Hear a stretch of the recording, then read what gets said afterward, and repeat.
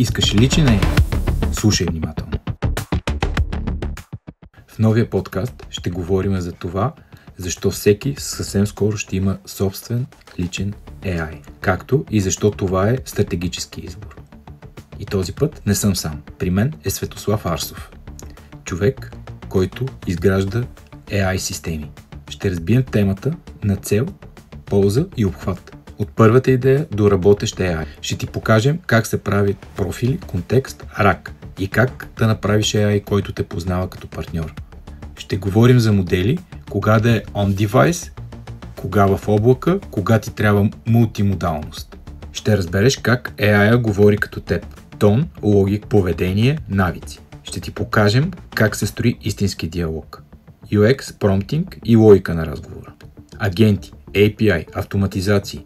Тук изкуственият интелект вече работи вместо теб. И да, ще видиш как се сглобява истинска машина за AI.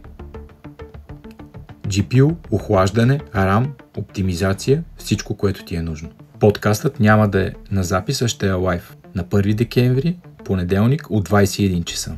Натисни follow и се абонирай за началото на лайфа. Харесай клипа и напиши коментар какво би искал да видиш.